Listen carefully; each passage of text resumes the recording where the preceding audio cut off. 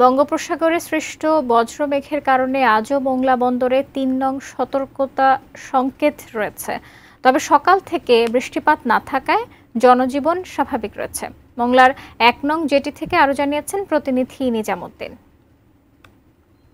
বঙ্গোপসাগরে সৃষ্ট বজ্রমেঘের কারণে মোংলা সমুদ্র বন্দরে আজও ৩ নম্বর সতর্ক সংকেত বহাল রয়েছে।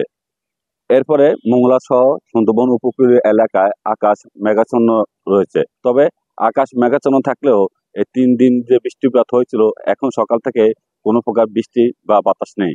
এই ৩ দিনের বৃষ্টিপাত এবং বৃষ্টিপাতের কারণে জনজীবনে একটা বিপর্যস্ত নেমে এসেছিল। এদিকে মোংলা বন্দর কর্তৃপক্ষ জানিয়েছে যে আজ সকাল থেকেই মোংলা বন্দর অবস্থানরত সকল বাণিজ্যিক জাহাজের পণ্য বোঝাই খালাস কাজ স্বাভাবিকভাবে চলছে। এবং এছাড়া মোংলা উপজেলা প্রকল্প বাস্তবায়ন কর্মকর্তা জানিয়েছেন যে এই যে দুর্যোগপূর্ণ আবহাওয়ার কারণে যে মোংলা যে ৩ নম্বর সতর্ক সংকেত রয়েছে, এই সতর্ক সংকেতের কারণে উপকূলীয় এলাকায় তেমন কোনো ক্ষয়ক্ষতির খবর পাওয়া যায়নি।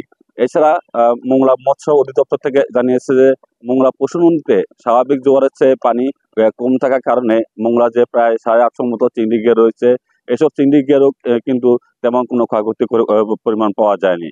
তবে এখন পর্যন্ত কিন্তু এই যে মোংলা যে আবহাওয়া কিন্তু খুবই স্বাভাবিক রয়েছে।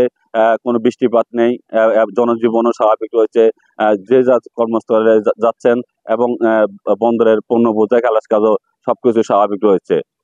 এই ছিল মোংলার থেকে আবহাওয়ার সর্বশেষ অবস্থা।